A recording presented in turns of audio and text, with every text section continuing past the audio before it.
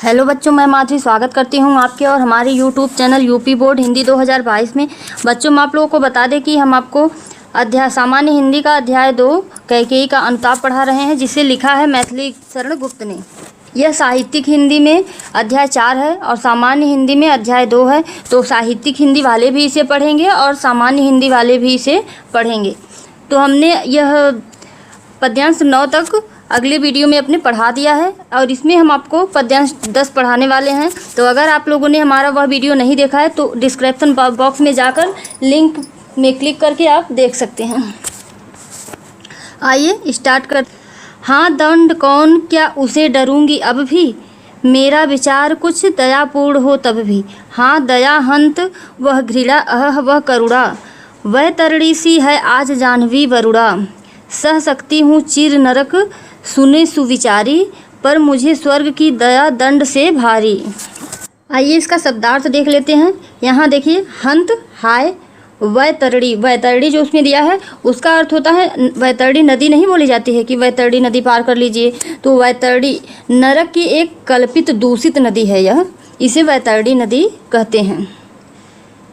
और जाह्नवी यानी गंगा, गंगा को जाह्नवी कहा जाता है। वरुणा वाराणसी में बहने वाली गंगा की एक सहायक नदी, जो वरुणा है वाराणसी में बहती है, एक गंगा की सहायक नदी है। चिर प्राचीन यानी पुराना, सुविचारी अच्छे विचार वाले, कुलिस। हाँ दंड कौन क्या उसे डरूंगी अब भी, मेरा विचार कुछ दयापूर्ण हो तब भी। इसमें कैकेयी राम के समक्ष अपनी पीड़ा व्यक्त करती हुई कहती हैं कि मेरे घोर अपराध हेतु जो भी दंड मुझे दिया जाएगा, जो भी कैकेयी ने किया है, यानी कि कैकेयी ने जो भी राम को वन दिया है, जो भी पाप किए हैं, तो उसके लिए वह कह रही हैं राम के समक्ष अपनी पीड़ा व्यक्त करती हुई कहती हैं कि मेरे घोर अपराध हेतु जो भी दंड मुझे दिया जाएगा। हाँ दंड कौन क्या उसे डरूंगी अब भी, मेरा विचार कुछ दयापूर्ण हो तब भी। तो कहती हैं कि मुझे जो भी दंड दिया जाएगा वह मेरे लिए कम ही होगा। मेरी दीनतापूर्ण याचना के स्वर को सुनकर मेरी हाँ दया हंत वह घृणा अह वह करुणा, वह तरड़ी सी है आज जाह्नवी वरुणा। यानी कि मेरी दीनतापूर्ण याचना के स्वर को सुनकर यह न समझा जाए कि मैं दंड भोगने से भाग रही हूँ अथवा मुझे दंड स्वीकार नहीं है। यह भी न समझा जाए कि मैं दंड भोगने से भाग रही हूँ और यह भी न समझा जाए कि मुझे दंड स्वीकार नहीं है। वस्तुतः आज दया हंत घृणा करुणा सब के अर्थ खो दिए गए हैं, सब ने अपने अपने अर्थ खो दिए हैं। आज गंगा और वरुणा जैसी पावन नदियाँ भी मेरे लिए, यानी कि आज जाह्नवी वरुणा वैतरणी सी है, आज जाह्नवी वरुणा वैतरणी सी यानी कि दूषित नदी की तरह। आज जाह्नवी गंगा यानी कि गंगा नदी भी मेरे लिए दूषित नदी की तरह बन गई है। नदियाँ भी मेरे लिए नरक के समान महसूस हो रही हैं, अति दूषित नदी वैतरणी बन गई हैं। मैं सभी सज्जन व सह सकती हूँ चिर नरक सुने सुविचारी, पर मुझे स्वर्ग की दया दंड से भारी। कैकेयी जी कह रही हैं कि मैं सभी सज्जन प्रबुद्ध लोगों से कहती हूँ कि मैं लंबी अवधि तक नरक का दुख भोग सह सकती हूँ।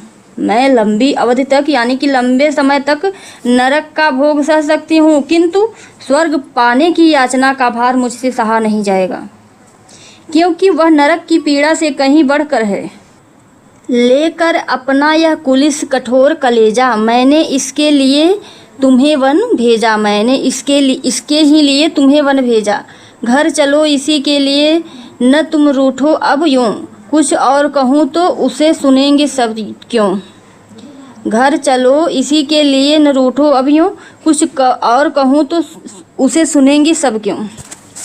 यानी कि यही कहती हैं कि हे राम, कैकेयी राम से कहती हैं कि हे राम, मैंने जिसके लिए यानी कि भरत के लिए अपने हृदय को वज्र सा कठोर बनाकर तुम्हें वन में भेज दिया, अपने हृदय को कठोर बनाकर भरत के लिए तुम्हें वन में भेजा था, आज उसी के हितार्थ तुम रूठना छोड़ दो और घर लौट चलो। मैंने इसके लिए ही तुम्हें वन भेजा, यानी कि भरत के लिए ही तुम्हें वन भेजा था। घर चलो इसी के लिए न रूठो। अब उसके लिए तुम रूठो मत, घर चलो। कुछ और कहूँ तो उसे सुनेंगे सब क्यों। आज इसके अतिरिक्त अब तुम घर चलो। मैं इसके अतिरिक्त भी बहुत कुछ कहना चाहूँ भी तो मेरी कही गई बातों को भला कौन विश्वास करेगा और कौन सुनेगा। कैकेयी बहुत दुख में है और वह हाय प्रकट करती हुई यह सब बातें कह रही हैं राम से।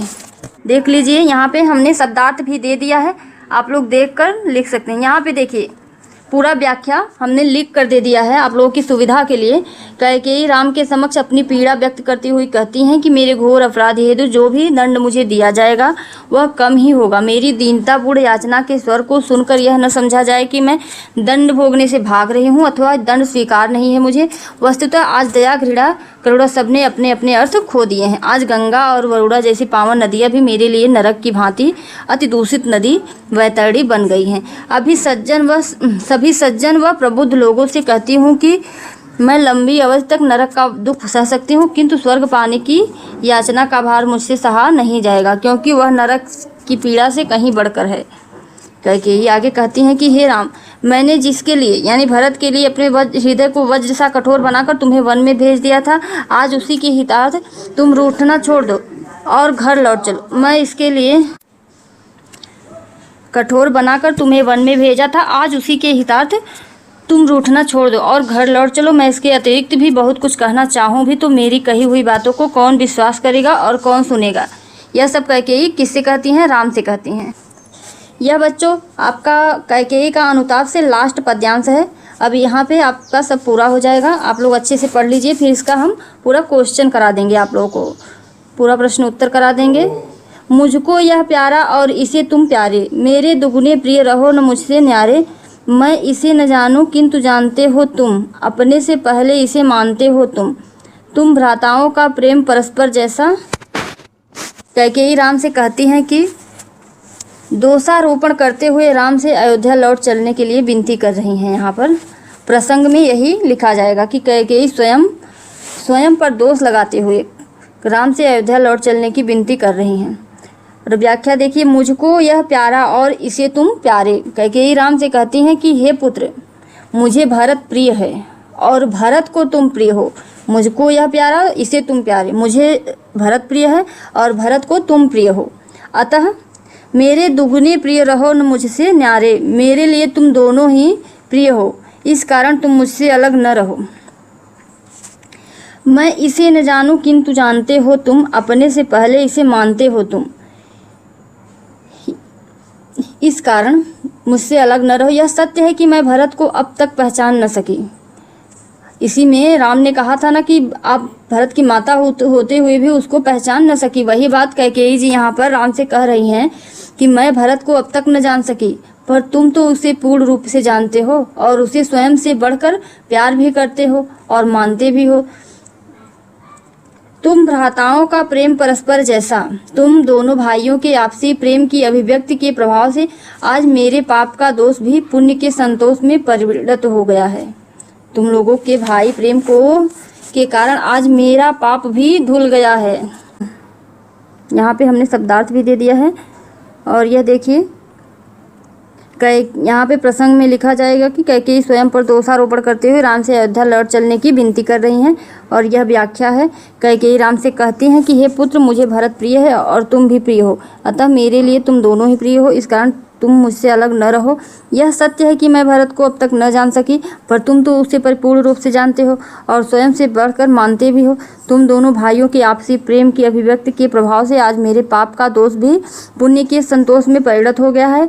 कैकेयी आगे कहती हैं कि कीचड़ के समान होने पर भी मुझे इस बात का संतोष है कि मैंने अपनी कोख से कमल रूपी रत्न भरत को जन्म दिया है। भविष्य में ज्ञानी लोग तुम दोनों भाइयों के प्रेम को तरह तरह से प्रमाणित करेंगे और उसे श्रेष्ठ सिद्ध भी करेंगे, और ऐसा होना भी चाहिए। किंतु एक विवश माँ के लिए इन तर्क वितर्कों का भला क्या महत्व।